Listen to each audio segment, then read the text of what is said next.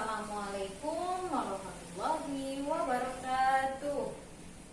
Baiklah, hari ini kita akan belajar tentang zakat dan wakaf.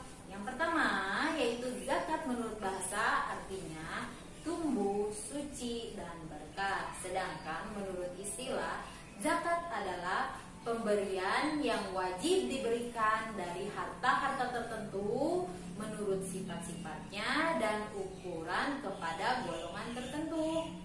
Yang kedua yaitu hukum zakat. Allah Subhanahu wa Ta'ala telah menetapkan hukum wajib atas zakat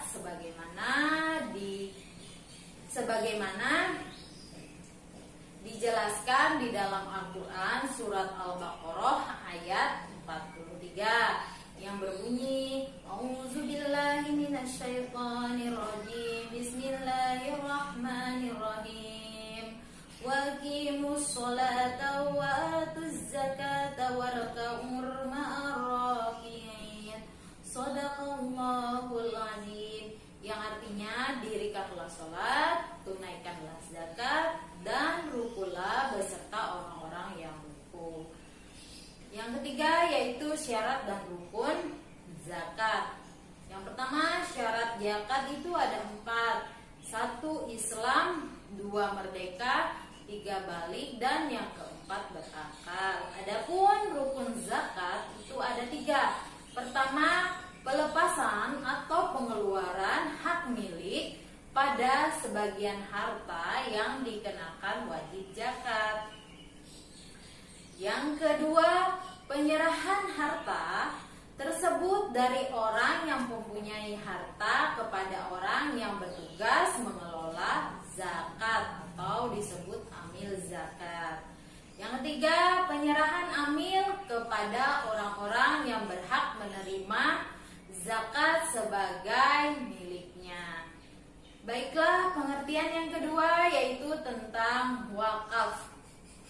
Wakaf menurut bahasa adalah menahan dan mencegah. Sedangkan menurut istilah, wakaf adalah ungkapan yang diartikan penahanan harta milik seseorang kepada orang lain atau kepada lembaga dengan cara menyerahkan benda yang sifatnya kekal kepada masyarakat untuk diambil manfaatnya. Kedua, hukum wakaf yaitu sunnah. Namun bagi pemberi wakaf dalam kurung wakif merupakan amaliyah sunnah yang sangat besar manfaatnya. Kenapa bisa dikatakan amaliyah sunnah yang sangat besar manfaatnya? Karena bagi wakif merupakan sedekah jariyah. Yang ketiga yaitu rukun dan syarat wakaf. Rukun wakaf yaitu ada 4. Yang pertama orang yang berwakaf, yang kedua benda yang diwakafkan, yang ketiga orang yang menerima wakaf, dan yang keempat ikrar. Sedangkan syarat dari wakaf ada 3. Yang pertama orang yang berwakaf, yang kedua benda yang diwakafkan, yang ketiga orang yang menerima wakaf.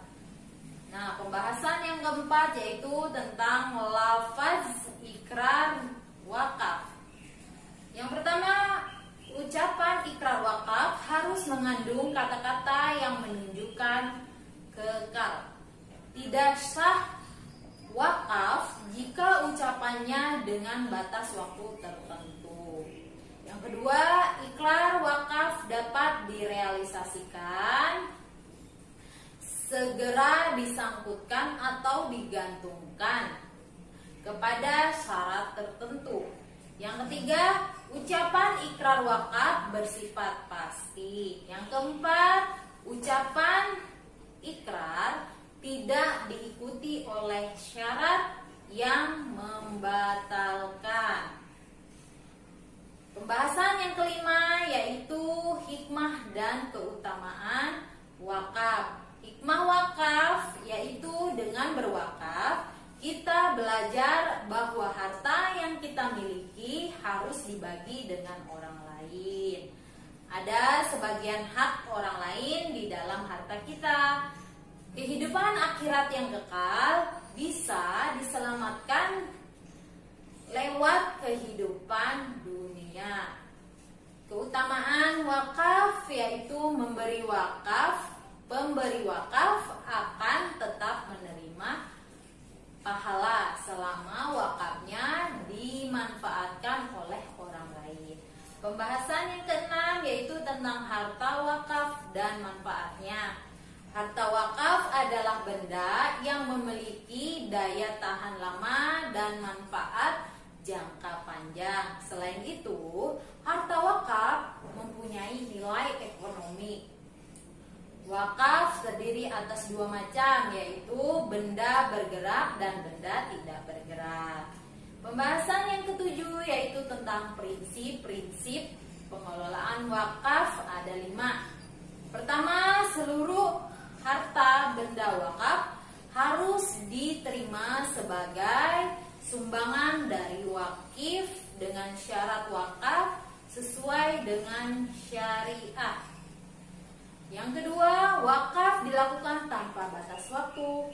Yang ketiga, wakif mempunyai kebebasan memilih tujuan sebagaimana yang diperkenankan oleh syariat.